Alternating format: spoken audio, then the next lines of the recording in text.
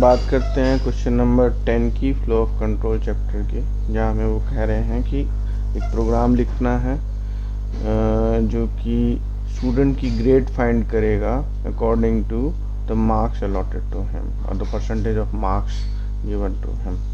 Means above 90% is A grade, 80 to 90% is B grade, 70 to 80% is C grade, 60 to 70% is D grade and below 60 is E grade. तो इसको code में देखते हैं कि किस तरीके से किया गया है. यहाँ पे हमने यूज़र से इनपुट लिया वेरिएबल n के अंदर, जो कि परसेंटेज देगा. अब ये परसेंटेज जो है वो हम लोगों ने जानबूझ के फ्लोट में टाइप कास्ट की है, यानी कि जो भी इनपुट आएगा अगर वो वैल्यू पॉइंट्स में भी, डेसिमल्स में भी ले सकते हैं और वो n में स्टोर होगी. अब अगर वो कंडीशन है कि n की वैल्यू ग्रेटर देन 90 है तो ग्रेड A प्रिंट होगी.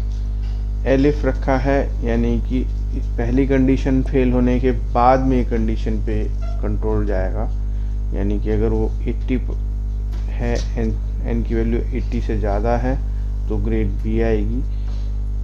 फिर एलिफ दिया है, अगर n की वैल्यू ग्रेटर देन 70 है तो ग्रेड C आएगी.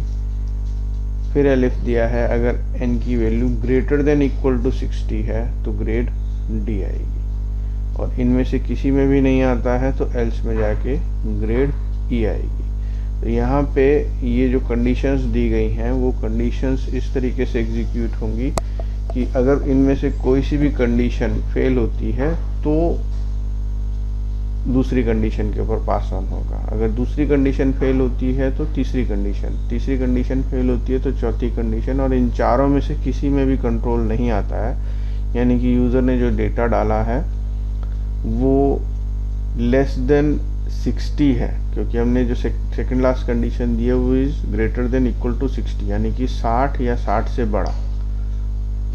तो अगर 60 से नीचे कोई वैल्यू इनपुट करते हैं तो एल्स पार्ट में जाएगा और ग्रेड E प्रिंट करेगा. तो इस प्रोग्राम को मैं अलग अलग कंडीशंस के साथ में टेस्ट करके दिखाता हूँ, सो दैट आपको पता चले कि ये सही तरीके से काम कर रहा है या नहीं कर रहा है. जैसे सबसे पहले अगर मान लीजिए हमने एज यूज़र हमने इनपुट किया 91.5%, तो इसने हमारे को दिखाया दैट इज़ ग्रेड A. इसको दोबारा से रन किया और अगर मान लीजिए अब हमने इसके अंदर वैल्यू डाली 80.5, तो इसने हमें दिखाया ग्रेड B.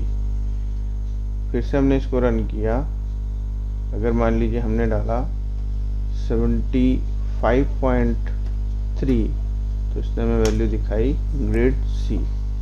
फिर से हमने इसको रन किया, अब हमने मान लीजिए वैल्यू दिखाई एग्जैक्टली 60, तो ये आया ग्रेड D में. अब अगर मान लीजिए हम कोई भी वैल्यू डालते हैं जो कि 60 से कम है, दैट इज सपोज 39.9, अगर हमने ये डाला तो हमारे पास वैल्यू आई ग्रेड E. दोबारा से रन करते हैं, अगर मान लीजिए हम इसके अंदर वैल्यू डालते हैं 59.5, तो ये दिखा रहा है ग्रेड E. अब यहाँ पे ये समझने वाली बात है कि वो राउंड ऑफ नहीं कर रहा है, जो वैल्यू हम इनपुट कर रहे हैं उसको एग्जैक्टली इस इफ कंडीशन के अंदर टेस्ट कर रहा है. तो इसीलिए 59.5 जैसी वैल्यू को भी 60 ना मानते हुए वो 59.5 ही ट्रीट कर रहा है और उस हिसाब से उसको ग्रेड E में दिखा रहा है.